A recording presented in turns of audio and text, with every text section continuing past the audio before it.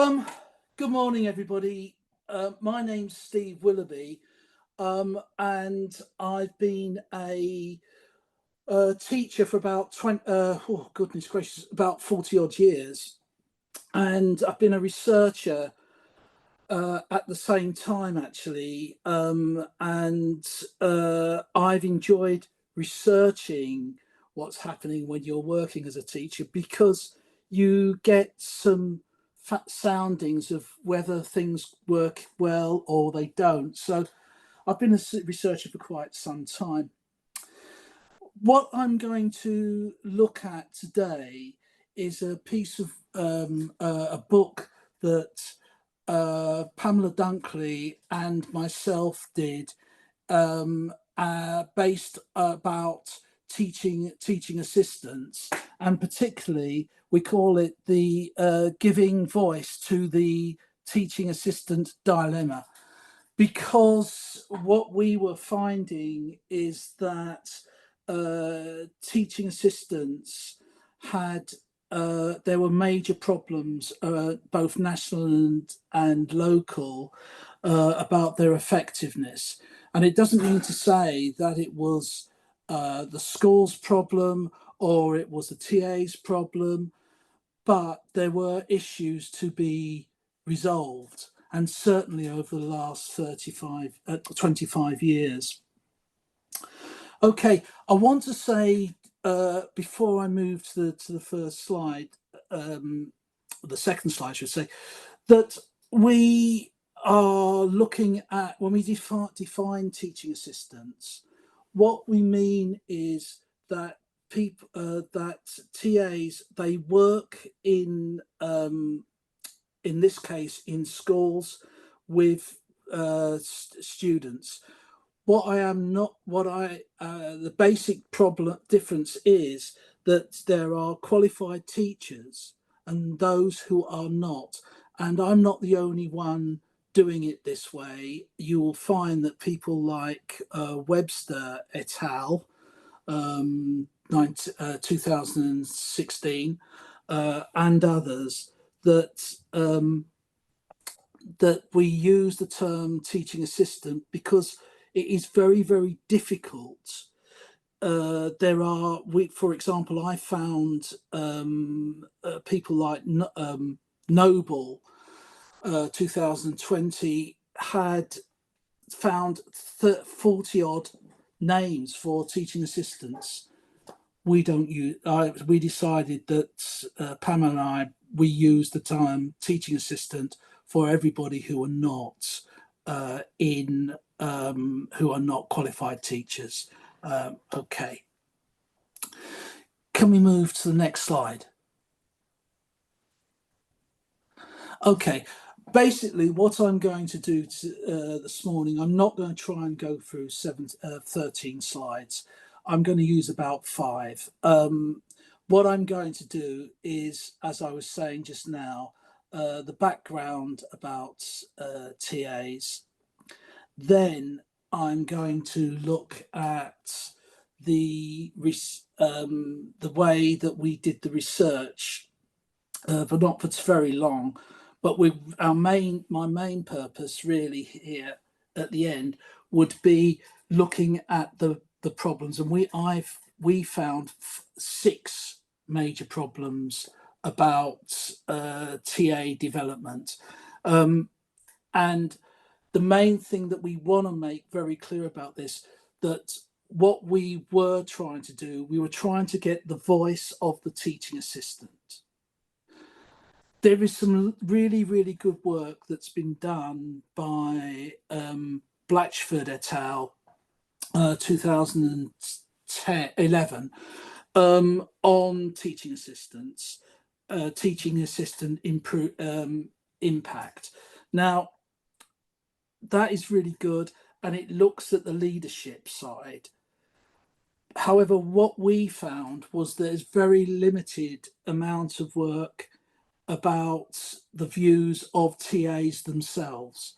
Doesn't mean to say that there isn't some good work around, but we found that there wasn't enough, and we need to do some more work on this, particularly the changes that have been happening with TAs. Okay, can we move to the next slide, please? Okay, I want to start with the theoretical, our theoretical framework, and I don't want to spend a lot of time on this, but I thought it would be useful for you. Basically, Pamela and I were using a model that was developed by Grun and later Spillen, I think Spillen 2006 and Grun 2000. Now, what we're saying here is that, as many people know, that we're looking at distributive leadership. We're looking at leaders, followers, and the situation. And in this case, we're looking at leadership in schools and teaching assistants and their views. And the situation, of course, in the school is teaching and learning. So we're looking at that. A point that we would make, though, is that though you can see distributive leadership as more and more people being involved in the process. So, for example, TAs might go to meetings with, I don't know, the deputy head about teaching and learning issues on a weekly basis. Maybe we found what one school was doing that there was very clearly distributive leadership. There was a lot of discussion and agreements about how work was going to form in the school. However, if you can have a situation where you can have a lot of people involved, but there are other situations, obviously, in a school where it is not, you will not have distributive leadership. Say, for example, if it's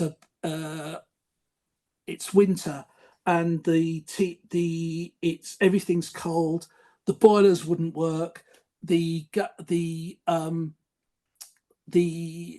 caretaker, schoolkeeper, I should say, found that the boiler wasn't working properly, got in touch with the head, and they decided it had to shut the school for at least a day.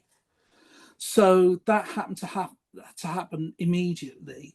And so when I'm talking about distributive leadership, I'm aware I use the form hybrid leadership, because what's happening there is that there are situations where you cannot, it doesn't be helpful to be distributive. However, most of the work that we're talking about today is distributive leadership, because we're talking about the views of the followers to interact with the leaders and moving the teaching and learning on.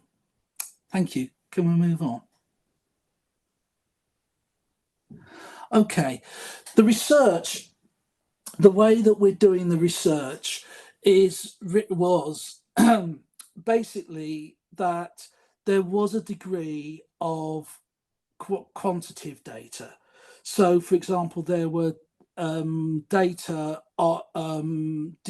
descriptive data about numbers of TAs in schools, for example, or the regularity of meetings, or there was we looked at the differences of pay for TAs and so on and so forth. So we got data from that point of view, but our main thrusts were documentary evidence, but looking at national reports and issues around that.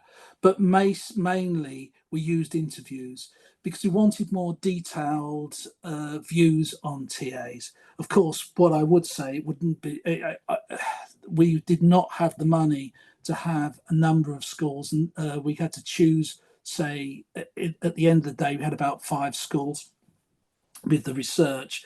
And so therefore it was very, very difficult to go for a wider view and have numbers and numbers and numbers of TAs. So we'd gone down the route of interviews.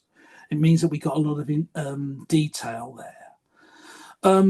I put at the side to show that we always, doing research, we wanted to give the, we had the interviews given to data to the TAs early. We like to give it to the schools, and I also sent our signed paper that we were not going to say about individuals, about their names and so on and so forth. TAs were not that bothered about that, but we preferred it. It gave a clear structure, and so we did that. We had 5 schools. We spoke to 30 odd, I think nearly going towards 40, but certainly 30 odd TAs. Some of them were involved within my my doctoral research, and the later research was more to do with teachers' role, although role was dealt with in both periods. Okay, can we move on? Thanks very much indeed. Okay, well, I've already said really about the way that we're using the idea defining TAs. They are people who are not qualified teachers and don't have a teaching point from the D of E. What we're saying here is that there is what we call the state of play. Originally, TAs were sent into schools round about 2000. Some had come from special schools, but the majority were coming to mainstream. Maybe parents, they may have some training, they may not. That there were numbers of people coming in. Now, the idea was to try and support class teachers or teachers in secondary schools to, in brackets, cover, particularly when teachers were doing PPA. They had some time off to do things like assessment and planning and so on. However, and at first you would get these stories about TAs who were looking after cleaning the paint pots, etc. I don't think, in my experience for over 40 years, I've always seen TAs working extremely hard and actually doing a lot of time teaching, rather than just doing material things. What I would say is that over the last 25 years, TAs have been involved in a lot of major areas of teaching.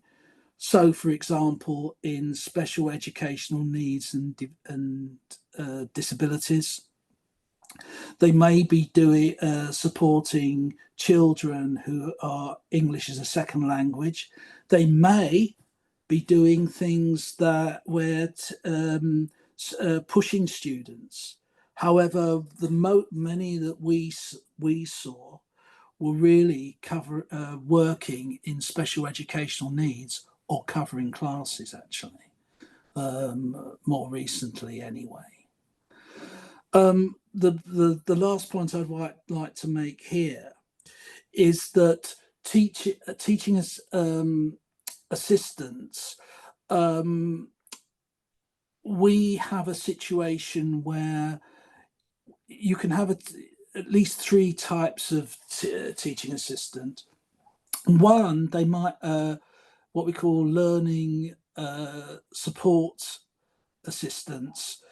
They might deal with one or two children. The second group that we saw were general TAs in brackets covering classes, okay, particularly in primary schools for 2 or 3 to 4 hours a week, actually.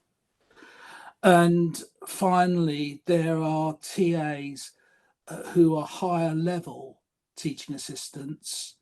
And again, we saw a lot of TAs working there for special educational needs and disabilities. So it might have started as a generality, doing little bits and bobs, if you take that view.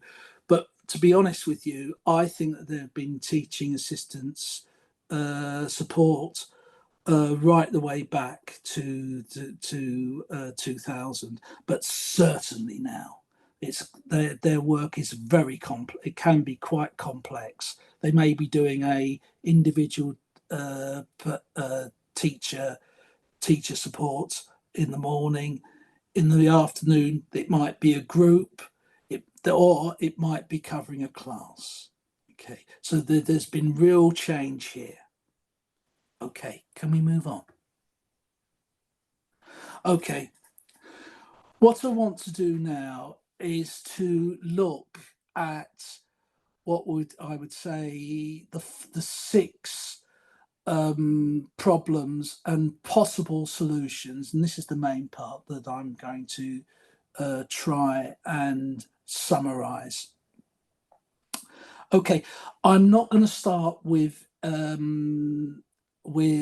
employment because the reason I'm saying that is because that is not what we started with. Although I put it at the top because it will come to it was a major issue at the end. But at first, we were going to look at what was just happening in schools. But a number of TAs actually turned around and said, "Look, you need to say something about monies. We just have to, please, if you don't mind. We have concerns around that." So we have a chapter in the book about that. Okay, I'm going to start with deployment. Now, it is to be fair, schools have needs, and they're signed and they're normally laid out very clearly in their improvement plan. Now, that three-year plan will probably have very clear targets, and it may be. I'm just using SEND because it's something that's been affecting TAs a lot, and that is that a lot of TAs may be originally asked to go into a classroom to be a class TA, or they might be going into secondary schools and they are looking after groups of SEND students. But it may be, whilst that happens, the original point, that might happen, and they know where they're coming to do. That's why they've gone for that job, and so on. However, what a lot of TAs were saying to us is that it may be that originally that they were going to go and do SEND or whatever. However, what they were finding is that they were asked to cover classes on a regular basis, or there may be a situation where someone else is away and you've got to cover different children. You may do another group of children which you didn't know that was going to happen because of a problem. So what I'm saying here is that originally there was the deployment that the TA knows what's going to happen, but what was happening once the process had started and you'd gone in, say, 2 months, 3 months, a year, that TAs may not necessarily have a lot of voice into the situation about movement. Now, I can understand that to a degree, and TAs understood that, and they were not, they were, oh, well, we'll try and help if we can. The people were trying to go for the positive on this. However, it was quite clear that there was, for example, in one school, and I noted this before, earlier, that there was a situation where TAs were able to have meetings with staff, particularly deputy heads, once a week. However, costs and time can break that down. What we are saying as a solution, that it would be really good for schools to have a formal system where there are regular, at least say once a week, where TAs meet with a senior person to talk about what has been happening the week before or what's going to happen the next week, because TAs have a lot of knowledge about the groups of children that they have, and therefore it's quite important, I think, when you think about deployment, that you've got to keep thinking, is the deployment working? Do they understand? And what we're saying here is, again, that TA voice is really, really important here. It helps the senior management, it helps the middle management. It's very important. Okay, so what we're saying there as a solution, that you make sure that you have good communication with the TA and formal communication in terms of regular meetings. We think that's really helpful for everybody. The next problem here is what we call TA preparation. Now, this is a big issue. I've got to say that. A number of TAs said to us that they didn't have time for planning. Neither whilst lesson time was happening, say, through the day, nor was there time after school to do planning. Okay. And that is a problem. It really, really is. If you are finding that you've got to cover a class for, say, 2 or 3 hours a week, then you need the planning. You need to understand how the planning works. And we found that there were very little, and it's no one's fault again. It sounds like I'm making a go at it, but this is a real problem. Planning is absolutely essential. Teachers have time for planning. TAs need to have time for planning. If they are dealing with groups, they need that. Even it's no good, I think, just to say, oh well, I'm the teacher. I gave the plans to the TA. Well, so what? They've got to understand the plans, and that is difficult. And I don't think people are trying to do a number on this, but we were getting this quite a lot from TAs. There was an example, by the way, that a few years ago, one TA said to us, look, we had an hour a week with our class teacher. We were able to plan, and we were able to check where children were. And that was the other point. How could you have do reviews of children? How could you review the work, particularly if you were having groups in the classroom? Planning and review for space for TAs is important. They need PPA as well. We would argue that quite strongly, actually. They are part of a teaching team. They've got to be given time to do that. Also, one of the things that was a major concern for us, and that is the linkage between the class teacher or the and we were mostly our work was from in primary schools. The problem was that TAs were not really getting time for doing meetings with the class teacher, and it's extremely important from a professional point of view, and most importantly for the students. They need to get the best. Therefore, we do need some input from they need that time. We need to have that time. Okay, so preparation and involvement directly with the class teacher or the subject teacher, it's really important, and we've made that very clear in our book. Okay, I'm moving on to practice. All I really want to say with practice here is that TAs, we've seen three types of TA work. One that in fact we found one TA only did covering classes.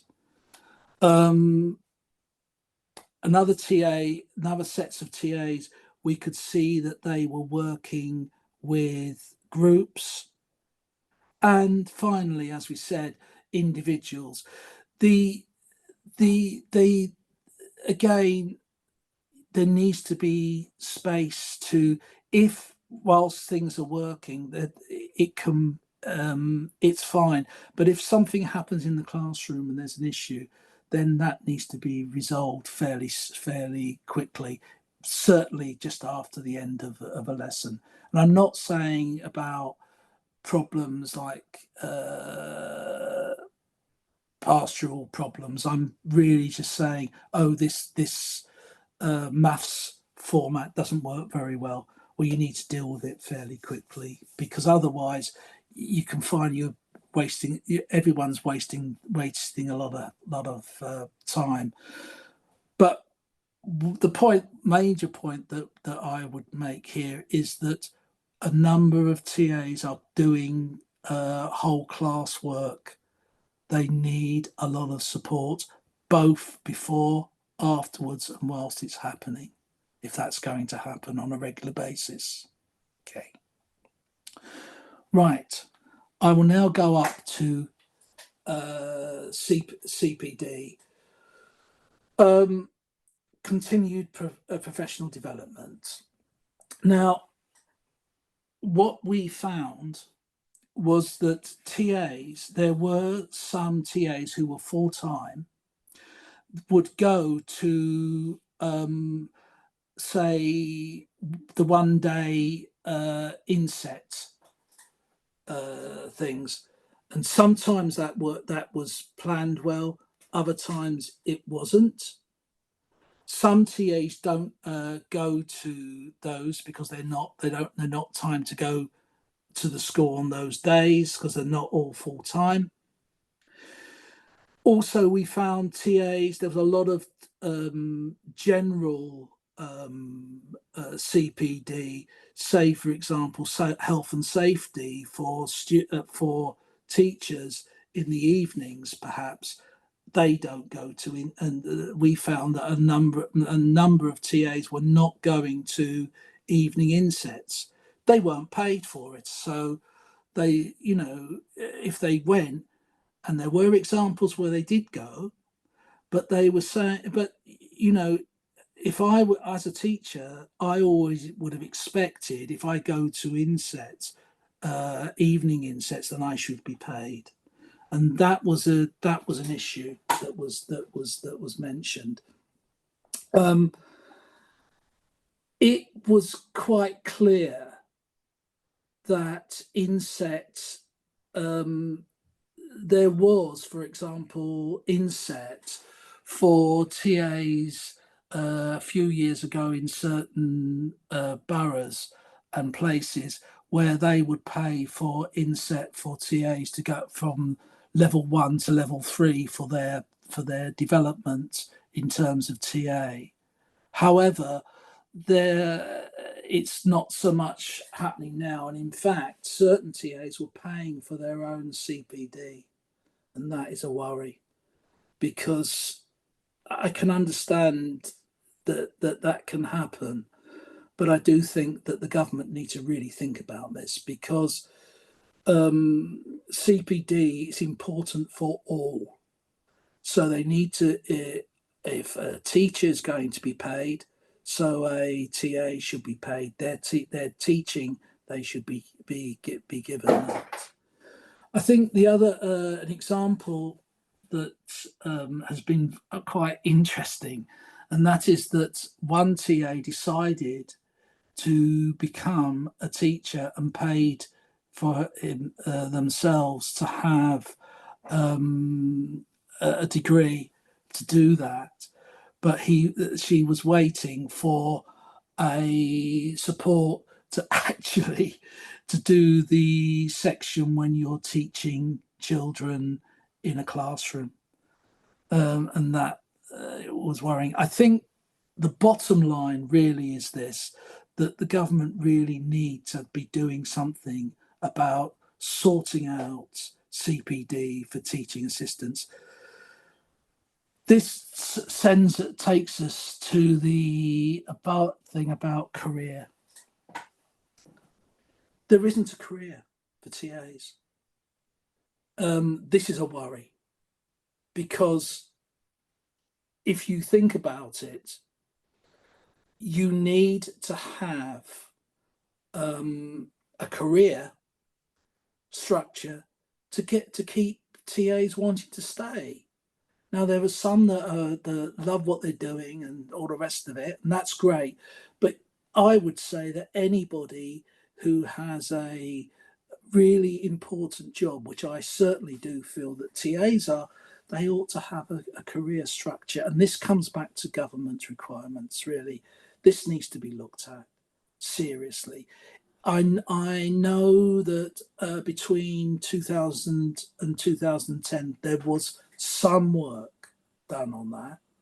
And I'm not saying that doesn't happen in local authorities to a limited degree, but there's been no money because of the money situation from 2010 to 2019, noted by the Institute of Fiscal Studies, that there was a 9% drop in monies from the government.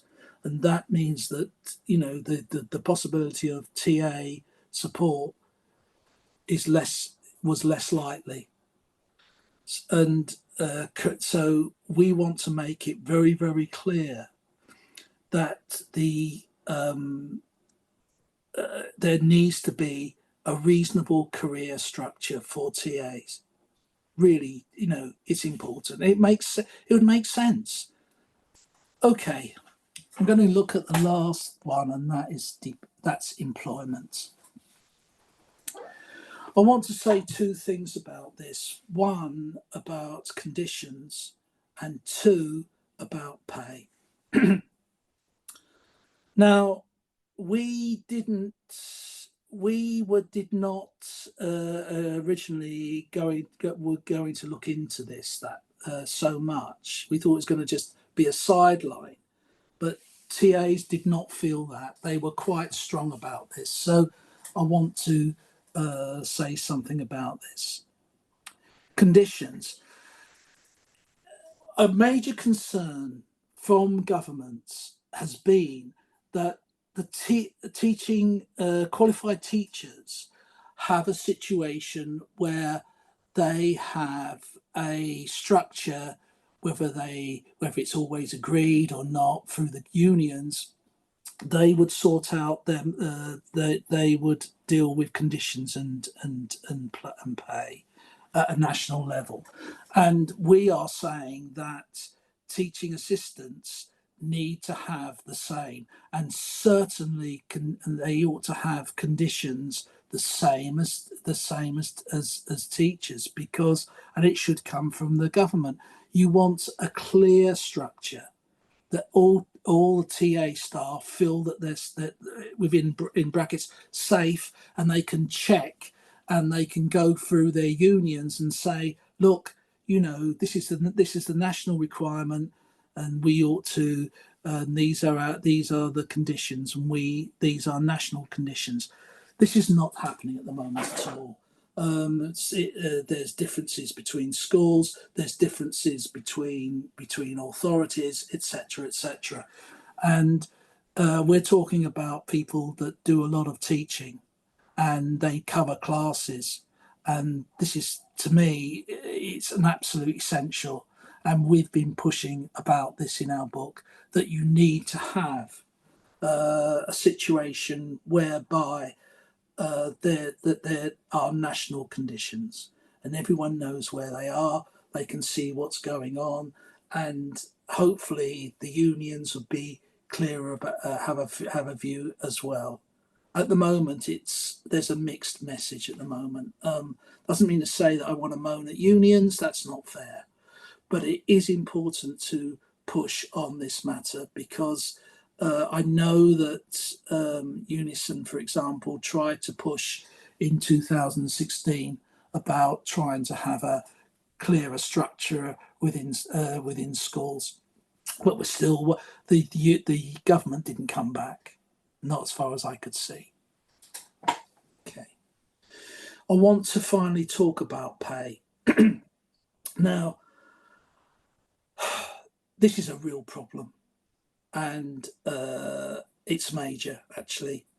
At the moment, I listened to the debate in the Commons in 2023, led by a Labour MP from the Gower, I think it was. And she was making it extremely clear that the monies for TAs were, we won't say poor. It was, they were saying that it was a full-time TA. The average was £13,000. Now, not only is it not particularly great, but it's in a situation where after the Ukraine war, the costs went through the roof. 11%, I think it was at the time. And I'm not blaming anybody, but it is clear that the monies are not good, and they have to be really looked at. It was made very, very clear by the outcome of the Commons debate on the TAs. However, actually, the highest that we saw was 26,000. Yep, and it's unlikely that many people have that. So it's not good monies. There's no question about it. And the question is, when is that going? When is the government going to do something about this? It is an absolute essential. There's no question. We've made it very clear in our book. I would be worried. In fact, one of the things that came up was one TA was speaking to me that they were going to leave the school because they couldn't live on the monies, and they said they were going to go and work in Tesco's because it was better money. Of course, that's a general thing that you found in the Guardian in what I think was 2022. That the pay for TAs was problematic, and I think we really we've said this in the book. There's no question about that, and so government need to look at that. So, in conclusion, we would say first that for deployments, we would say that it would be good if schools could give time, regular time for meetings with formal meetings with TAs, groups, to groups, so they can check and they always come back to whether it works well in classes and so on and so forth. So that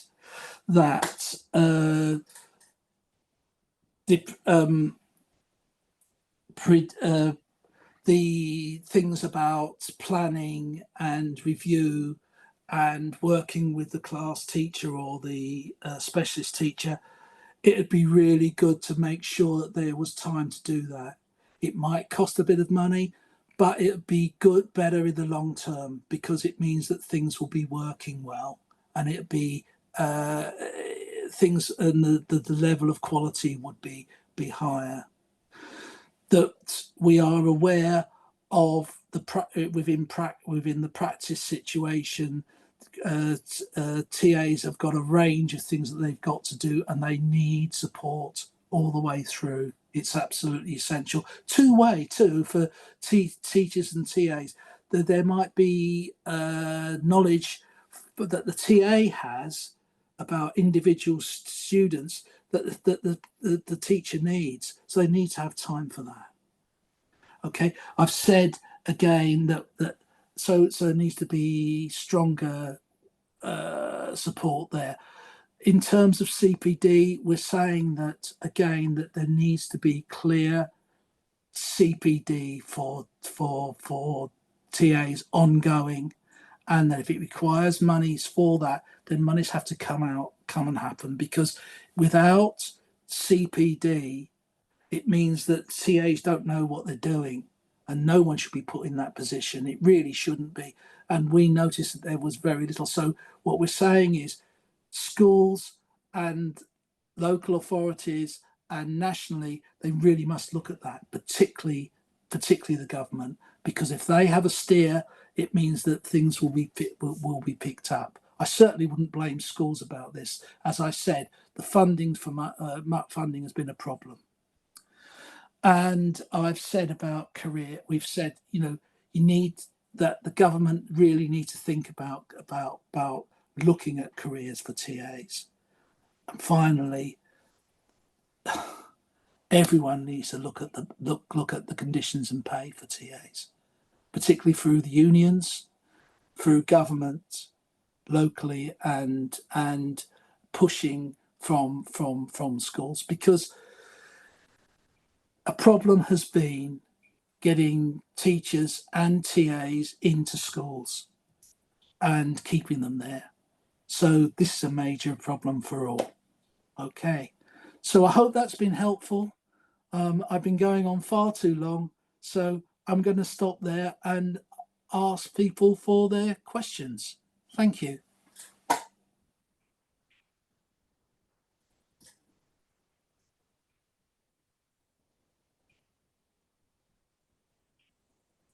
Hello. So I was trying to find if there's a function to put my hand up, but I can't see it. I'm not used to Zoom, so I do apologize. Stephen, thank you for that. That was actually really interesting, and it's actually quite nice to hear from something that's actually been focused on TAs as a core resource. Myself, I'm based in a group of schools, and you've made me look a couple of things up in the background to my own systems to find out what we do. So, for instance, I was checking the pay, and I can actually see the pay isn't as bad as reported, because I'm pleased to say we actually pay on a pro rata basis, a full-time equivalent between about 30 and 39,000 for our TAs. But the danger is they are pro-rated down due to term time only working and not necessarily working a full week.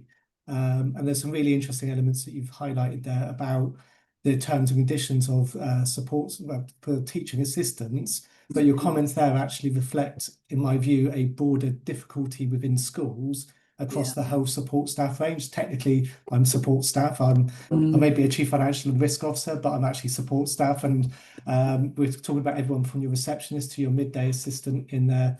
And the government, I know, are consulting, or I think they finished consulting now and waiting to publish their response about a specific school support staff negotiating body nationally, because at the moment all of school support staff come under the National Joint Council, which is for anyone who works for local authorities. That's right. Yes. And it's not fit for purpose for the unique schools requirements. But a couple of elements that I really want to ask about, I was trying to make some notes as I go through. One of them is, you did touch on it, is SEN, and SEN's in the schools where my trust works, and we do work in some very deprived communities. We're seeing increasing, and I mean vastly increasing, levels of SEN in the schools, and the needs coming through. The funding background, as it's known, quite a tragic issue nationally. It takes 26 weeks to get a plan approved, and in the meantime, you've got a choice of putting in your own resources, which is a teaching assistant, or excluding the child because we can't put the support in place, which is obviously nobody wants to do that. How much are you seeing of that pressure making it, the situation described, potentially even worse for teaching assistants in the coming periods? And what practical advice could you give to school leaders to actually help give the teaching assistants a level of professionalism, really, and ability to fulfill their role professionally, when in essence, in some cases, they're becoming childminders to children with very intense needs? What is there practical advice you can give on that? Right. Well, I think one of the things, and I would come back to this idea of making sure that there are meetings between, say, for example, the SEND. If it's in primary schools, I would say that all TAs will be involved with that. It won't necessarily be the same in secondaries, but I would say the first thing is that there ought to be regular meetings, because if you don't have that, you'll probably have the Senko as well, obviously. That you must have it. You must have meetings. I am really quite concerned, as I said in the TAs need CPD. They must have it, because it's a major issue. Now I can't. It's very, very difficult for schools, as you're pointing out yourself, and that is that there is very limited monies. It's really poor. And I think that one of the things that I would say to teaching staff, professionals, make sure that the unions are really pushing on this, because I was speaking to Rob Webster about this recently, and I was talking to him that we're doing a proposal to look at TA work and in SEND, because it seems to me that TAs tend to be pushed toward, I don't like to say this, but they seem to be pushed towards doing SEND without support to do so. That's not, I'm not blaming schools, but they've got the CPD is essential. So I'm going to say, look, meetings, number one, regularly, formally, because then everyone knows where they are. Two, that there needs to be CPD, and I mean that might be that the CPD includes the teachers themselves as well, because it's the linkage, working together, and push the local authorities and the government to get the money to do so. Without that, I don't think it's going to. Without CPD, I can't see things are going to move. And what worries me is that TAs are going to leave. That's what I would say. If you don't do that, they're going into a classroom. I don't know what the hell they're doing, and that is the problem. So I'm going to go for CPD, if that makes any sense to you. No, that absolutely makes sense, and I think again, it's a really interesting one. And it's more of a comment than a question. We've got, when I look at my staff across our schools, we've got two groups of staff on very different terms and conditions. We've got the teachers with their school teachers paying conditions document, with their protected 10% minimum PPA time, the requirement that they have CPD to be professional in their role, that they are professionals, or they should be anyway. They are leaders in their roles, and there's also the bit in there, there's only so much directed time, but there's the line in the school teachers paying conditions document of, and any other hours required to fulfill your professional duties, which do include getting to, you should be doing CPD potentially over a weekend or in school holidays. Absolutely.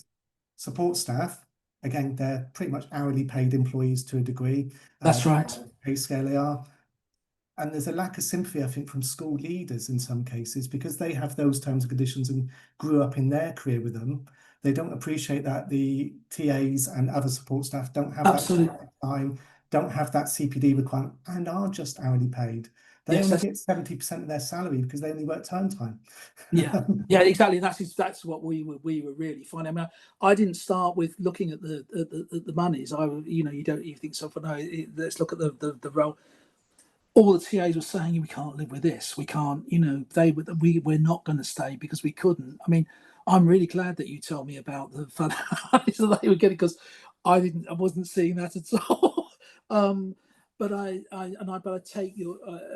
I just feel that what we're talking about is very, very basic stuff that should be happening.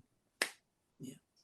No, thank you. I've said that's everything for myself, but I did find it really interesting and useful. Thank you so much. And I'm quite tempted to go and buy a book now. So, lovely! It's here. Yeah. No, can I just say, thanks ever so much. It was helpful for your questions. Thank you. Thank you. Is there anyone else? Sorry, hi Stephen. Yeah. Sorry, I'm there.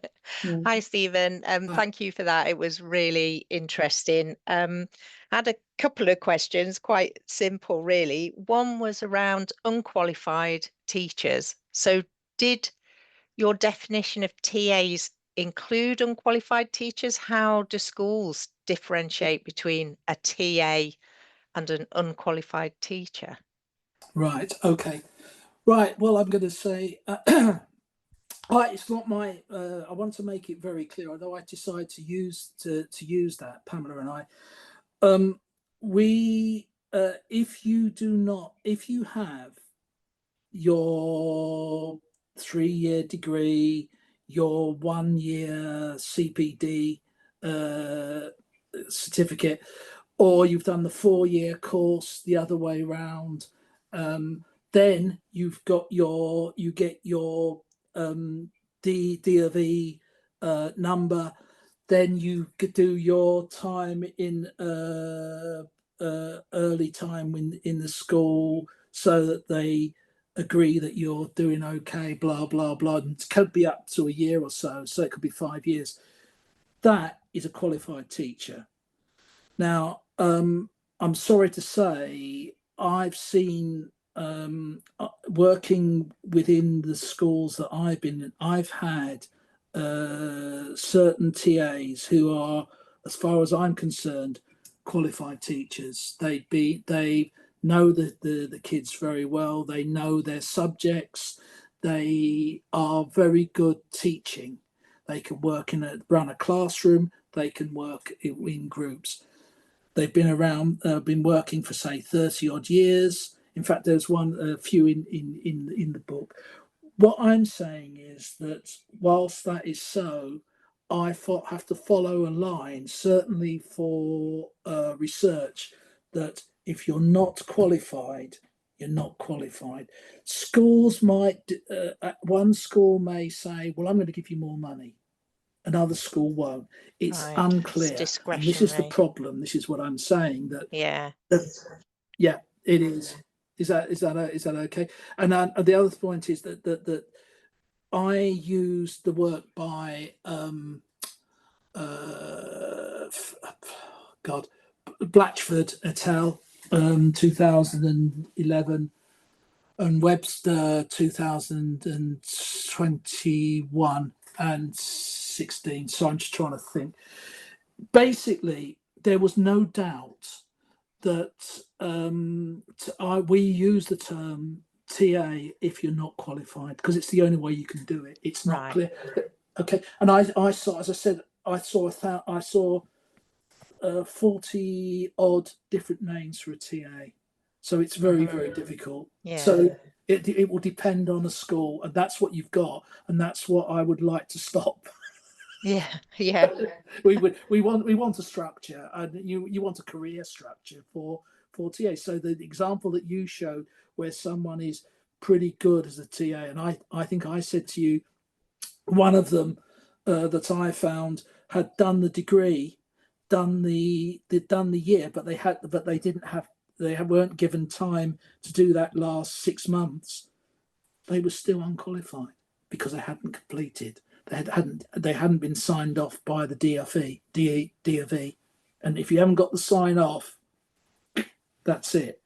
And which is not, I don't think, is the most helpful thing in the world, I'm afraid. I would like to see TAs have a structure and going through to become a fully qualified teacher. And